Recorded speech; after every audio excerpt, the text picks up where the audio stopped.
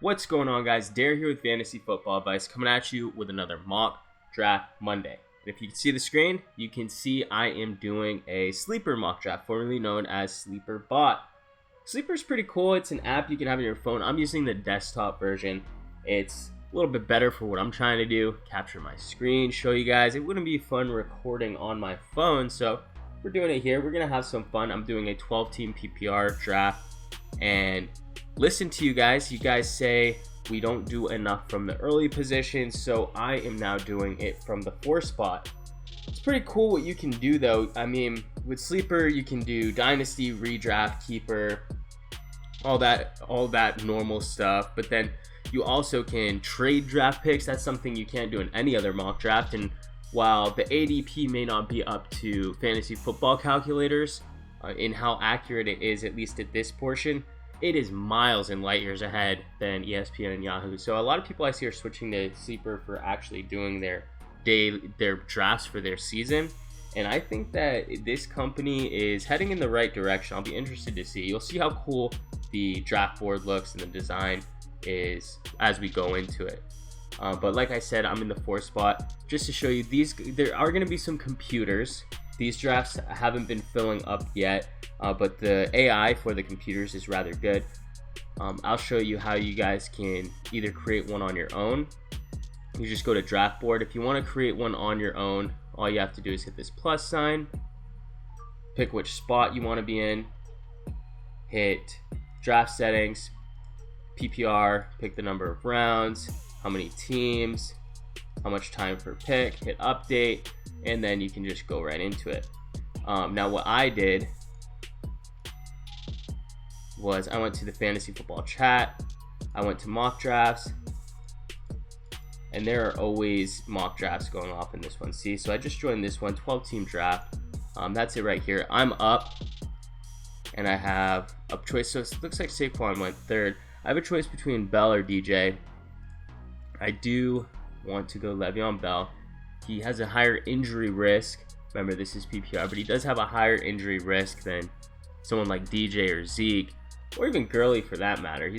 Gurley's been relatively healthy throughout his career. He started off injured as a rookie, but when you get 400 touches, man, you're asking for an injury. And for an already injury-prone player like Bell, I mean, I'm going to be surprised if he plays a full 16, but I'm taking him anyway. You just can't argue with his consistency year over year. He's the only one of these Elite 4 who has done it for as long as he has and has consistently produced at this level.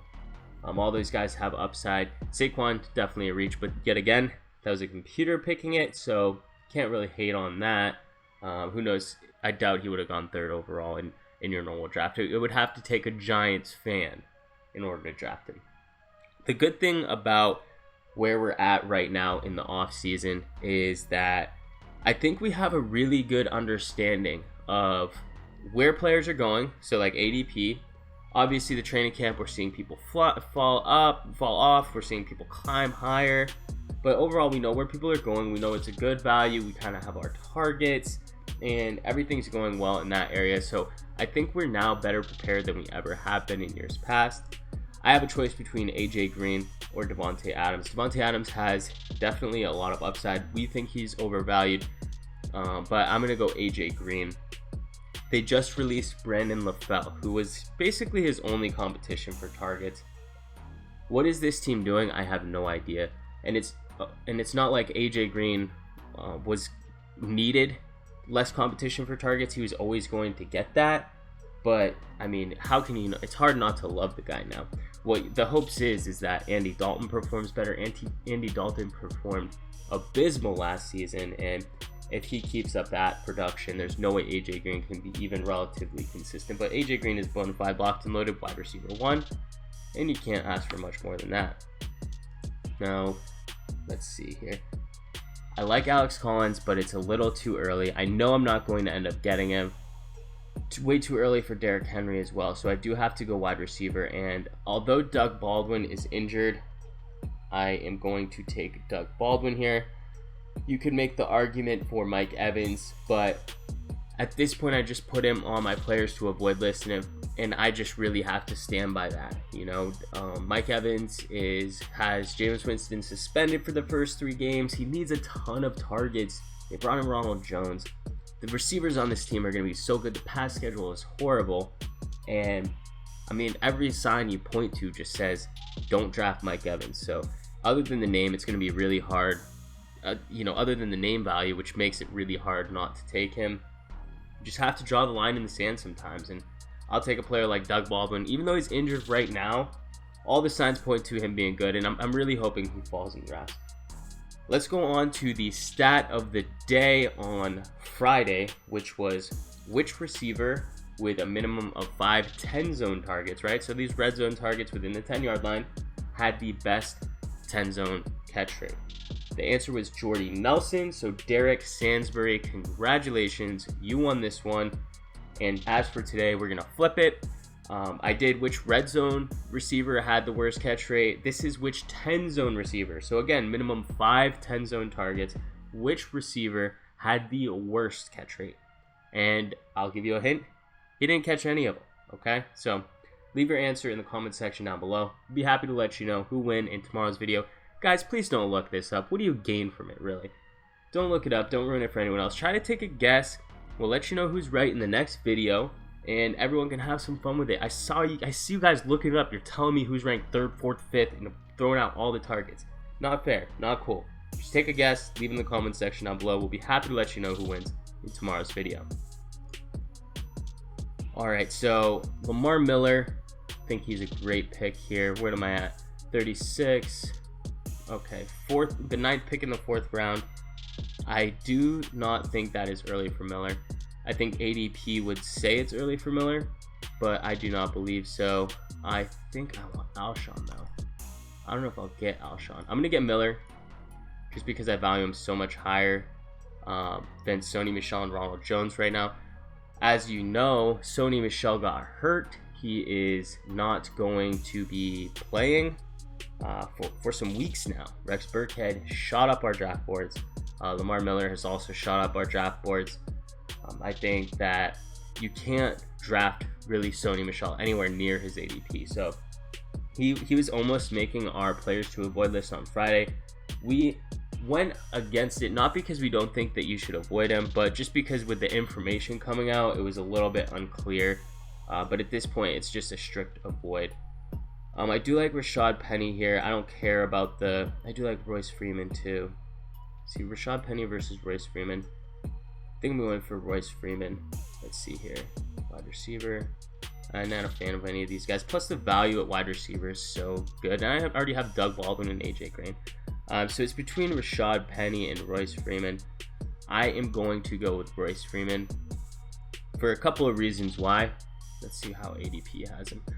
So for a couple of reasons, the offensive line in Seattle is bad. I already have Doug Baldwin, so you can have a wide receiver and a running back, but think of it this way: the narrative you have to buy in for the wide receiver to succeed. You buy into, well, the defense is going to be bad. They're going to be down in a lot of games. Baldwin's going to get fed targets. Well, if I believe that, right, and I'm going for it, then I have to believe that that's going to be bad for Rashad Penny. The pass game is going to be really strong. They're going to be playing from behind a lot.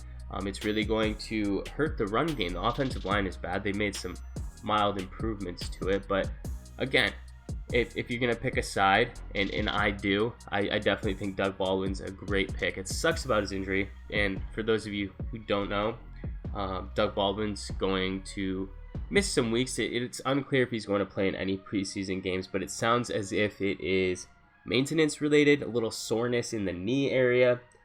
Could that turn into something worse? Most definitely. Do we like to have receivers on teams, or do we like to draft receivers that are coming in injured to our teams? No, not at all. It's definitely a cause for concern, and we don't like to see it, which means fire up your Jerome Browns, fire up your Tyler Lockett's. Jesus, yes. I'll take all the Lockett's I can get. It takes Sammy Watkins. I don't think it's that close. Michael Crabtree is a guy who is way overvalued this year, and experts consensus rankings on fantasypros.com, he is going in the 4th round, which is absolutely bonkers. In the 6th round, I'm not even taking him. I'm going to go with an upside player like Sammy Watkins. If you guys have not had the chance to see some footage on Sammy Watkins playing, please do. It is just absolutely incredible. This dude is lighting it up with Patrick Mahomes. Patrick Mahomes has also had, the news is broken out that he's just thrown a shit ton of interceptions. So he's going to be throwing all these interceptions. It's going to be even better for the passing game because you're going to continue to be playing from behind. The defense, as we know, is bad. And that's just going to bode better for Tyreek Hill and Sammy Watkins. And surprisingly, I have not seen one Tyreek Hill highlight yet. You know, I haven't been seeking them out, but I just haven't seen any of them. So just keep in mind, he could very well be the main receiver in this offense. So, I mean, realistically here, I really love Sanders and Cobb and Funchess. I would definitely lean Funchess out of those 4. Crowder's okay too, but I just see Marlon Mack as a clear tier ahead of any of these running backs. Marlon Mack, as we know, by the way, Andrew Luck is going to start the first quarter of preseason. You guys are worried about him being injured. He's going to play the first quarter of a preseason game. Come on, yes, I'll take all of that. So basically, Marlon Mack has the strongest chance out of any running back on this Indianapolis Colts team to actually be the starter. If you can get a starter for the Indianapolis Colts, yes, they also have a bad defense. Yes, they're going to be in shootouts, but Marlon Mack is a pass catcher. If he can improve on what he did last year, and unlike Rashad Penny, he's not going in the late 4th round, the early 3rd round, or late 3rd round, early 4th round. So it's like you can get Marlon Mack in the 7th round and have a shot at getting a guy who is going to be on a team led by Andrew Luck, who will see the end zone plenty of times, and don't think Luck's going to just throw 90% of the balls in the red zone. So there's some value there. And Jordan Wilkins is there. You can take a shot on him late. You have Jordan Wilkins. You have Nyheim Hines. I think he's a good late round guy. You don't really want to draft Marlon Mack and Nyheim Hines to the same team because they're basically going to be doing the same thing. I like Andrew Luck here. I also like Kirk Cousins. I think I'm going to take Cousins. I don't see any running backs here that are like must grabs. Like I said, don't take Nyheim Hines if you're drafting Marlon Mack because there's no world where both can be really successful. I guess Nyheim Hines, if he can just be the pass catching specialist, because Marlon Mack, he's not really a north-south rusher, but there's a chance that they use Nyheim Hines in just that role, and maybe Marlon Mack does progress in that area. So let's see. I am definitely going to go. Kirk Cousins is by far the best pick here. As much as I like Andrew Luck and think he has top 5 upside, Kirk Cousins we have ranked as quarterback 5. So I think he's an excellent value in the 8th round. Normally it's a little early for where I like to go, but I don't like to stick to one specific strategy the entire time. I like to be flexible. And if I'm picking between Robert Woods, Jordy Nelson, Devontae Parker, or what? CJ Anderson, Duke Johnson. Chris Carson's also rising up a little too high, let's be honest. He's a 7th round pick, like one of the last picks in the draft. I'm not even kidding. One of the last picks in the entire draft. Yes, he played well, and then one report comes out that he caught a 60-yard touchdown pass on the first play in training camp in their mini scrimmage. You guys can't buy into that too much. You got Rashad Penny. He's a 1st round pick, guys. He's going to get the touches. How valuable will those touches be? That remains to be determined. But regardless, you have to take it with a grain of salt, and you have to stick with what you know. Chris Carson, we were all on board when he was super high, but when he's starting to get into the 9th round, you have to be a little bit concerned. I think the pick here is Chubb, obviously. I've got Bell, Miller, Freeman. Those are all guys that are immediately going to produce. Chubb is kind of a guy I can just sit and wait on. Don't be drafting Foreman. He is probably not going to be starting until October. And even when he is starting in October, there is no guarantee that he's even anything close to what he was before. So It's an Achilles injury, guys. It's not a ACL tear. So just keep all that in mind. I do need to get a tight end somewhat soon. I think David Njoku is a great pick at this point. I think Jack Doyle is a great pick at this point. And let's see. I don't think we need a kicker and a defense in this matchup, but let's see here. So I do want to get more running backs. I do need to get a couple receivers, some late round guys that I love. Doxson got hurt. He was one of my favorite late round picks. He still is. Conflicting reports. They say he broke his collarbone. Don't believe that. He didn't break his collarbone. But it's very likely that they take it easy on him. And don't forget, he is an injury-prone-ish type of player. So you're playing with fire when you're taking guys like that. But the upside that he brings in these in like the 12th, 13th round makes no sense. He's got to climb. Also, I like players like Lockett. Love taking Lockett. Let's see where he's ranked. 165. Get him all day there. I'm going to take Doxson. Let me see my tight end. Actually, I'm going to take Doyle here. I think Doyle's a great pick. I'm not sure he'll get back to me. And I don't need to take Doxson yet. I'm pretty sure Doxson will fall back to me. Just going to peek at running back.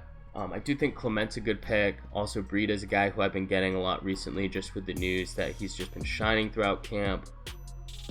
So I'm going to get Doyle. There's almost no way he makes it back to me.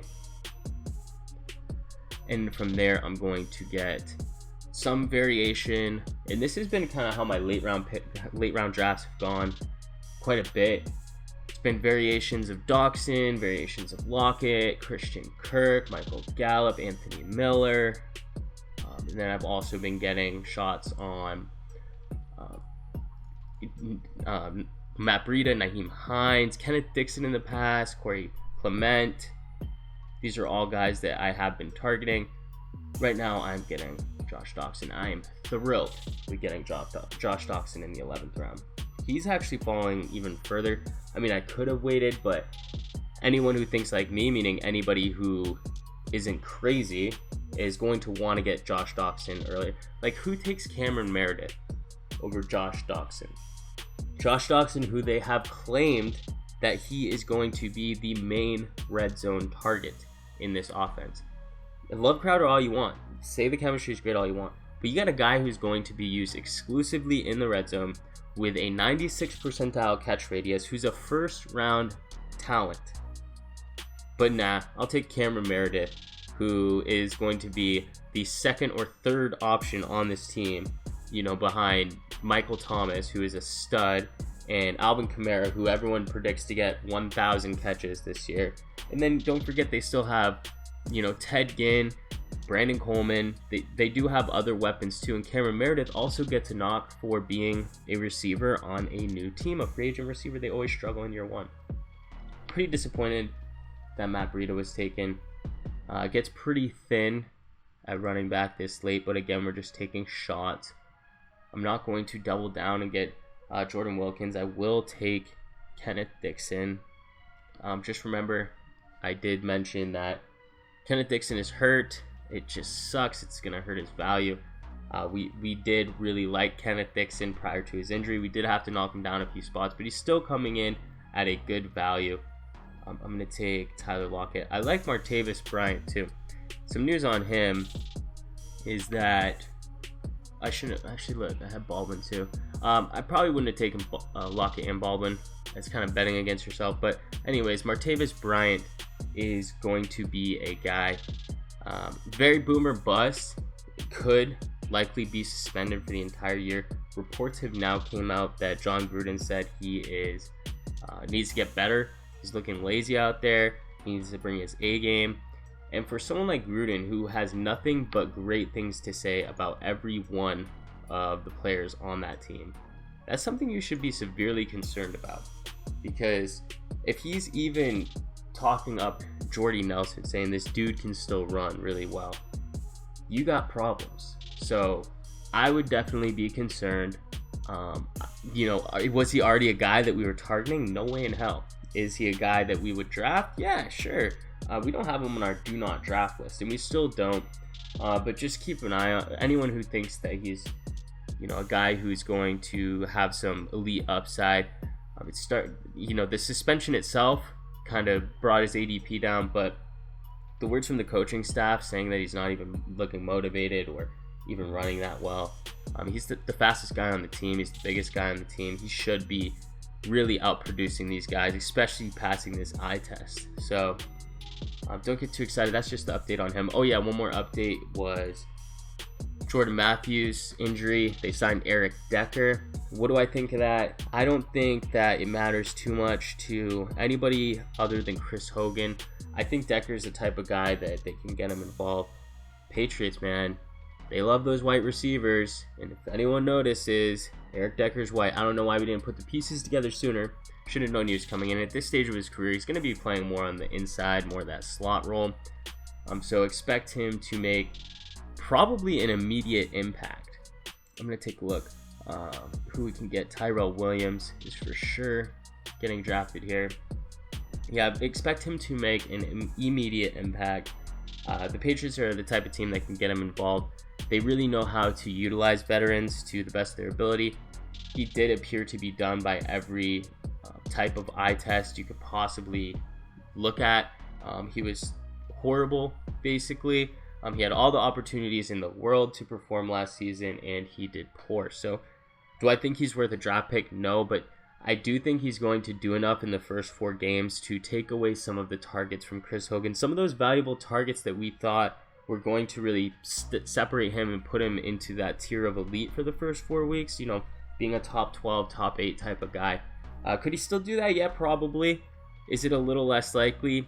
Slightly. I think that with his ADP already climbing, and Eric Decker, I would hope, would drop his ADP down a little bit. I haven't seen his ADP fall at all, so just keep that in mind. But Eric Decker, don't put him on your draft boards, guys. I mean, even if he shines in preseason, he's only a short-term rental until Julian Edelman comes back. So don't do it. It's like last season when everyone was drafting Darren McFadden. Well, it's just not a smart investment. So let's take a look at the team here. I do know that I made one mistake. Oh yeah, and the cool thing about Sleeperbot, guys, you can share this draft board on social media.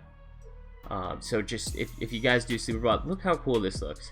Every position, you have your green for your running backs, your blue for your receivers, your orange, yellow for the tight ends, your red for the quarterbacks, purple for defense, and gray for kickers. So it's just like super easy to see. The ADP is pretty damn accurate, not gonna lie.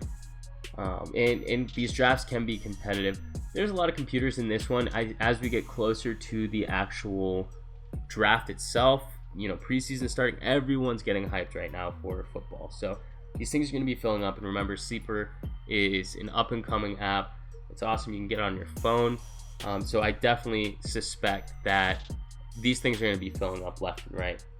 So let's take a look at the team. So I have Le'Veon Bell, Lamar Miller, Royce Freeman, Marlon Mack, Nick Chubb, Kenneth Dixon. Kenneth Dixon's going to be a guy I may be able to put in. Marlon Mack is going to be a guy who should be actually the immediate starter. Same with Royce Freeman.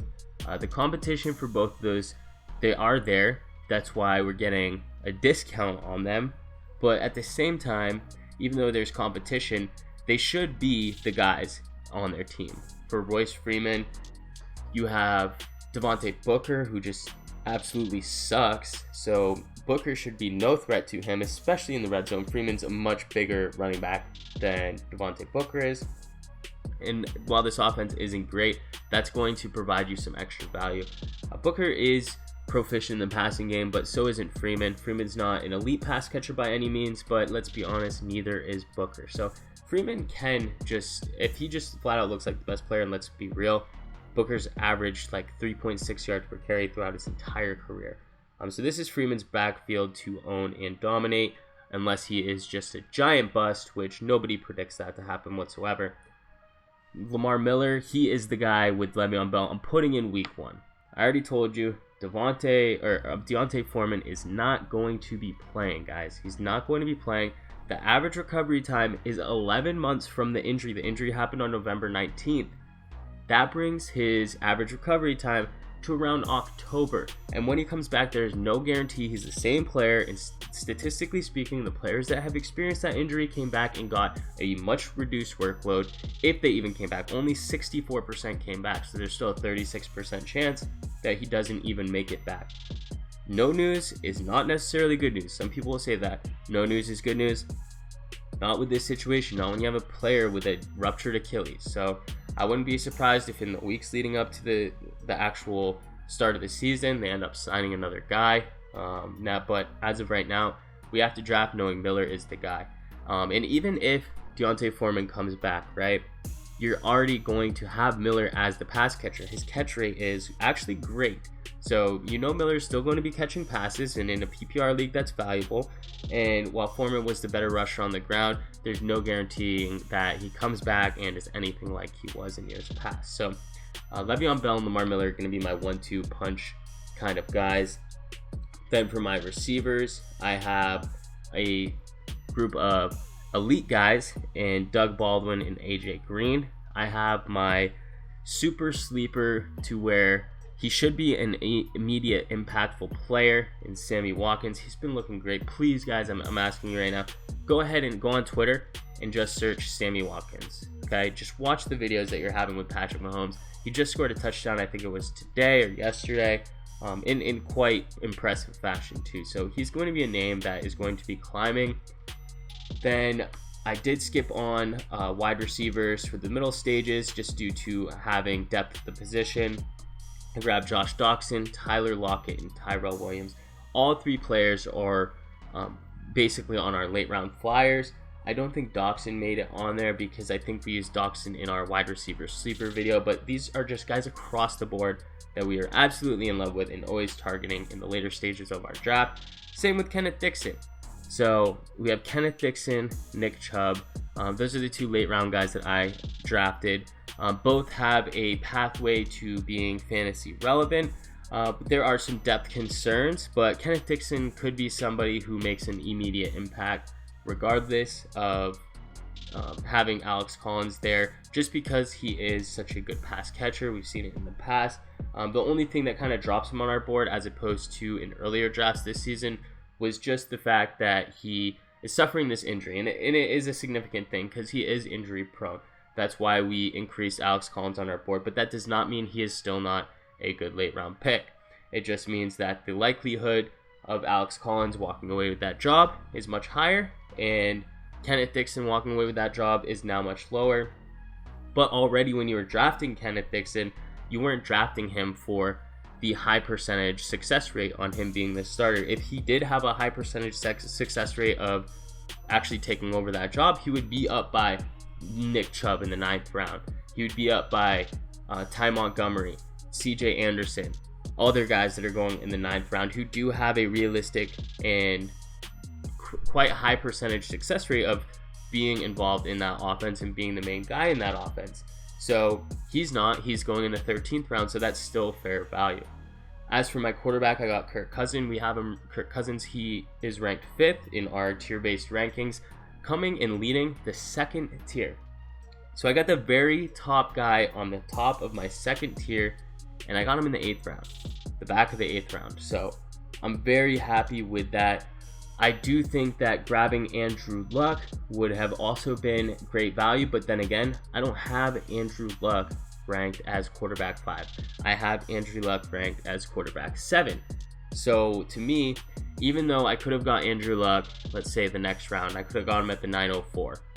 I still think the better pick would have been to take Kirk Cousins here, because the odds are that Kirk Cousins wasn't going to fall back there. And just to save myself 2, 3, 4 draft spots, I'm going to miss out on a player I have ranked 2 positions higher and leading a tier.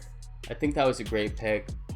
I don't normally draft 2 tight ends, but I do think that OJ Howard was the best player that was available at that time in the draft. I have Jack Doyle, who is not going to necessarily blow anyone out of the water when it comes to his points that he's scoring on a week-to-week basis, but he's going to have immediate value. He's going to be used heavily in the receiving game. He's not going to have the upside of somebody like Howard. Howard could, if everything pans well his way, OJ Howard could literally be a top 5 tight end. How likely is that? Not extremely likely, but that's why when you're taking shots on late round flyers, you grab them and you stash them and you're not afraid to drop them. And that's exactly what I have OJ Howard on this team to do. So that's going to do it for this video, guys. If you did enjoy, please hit that like button.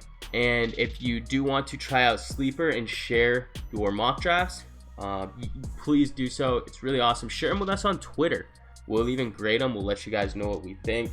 So yeah, download Sleeper if you are interested in that. We thank you all for watching, and we'll catch you on the next one.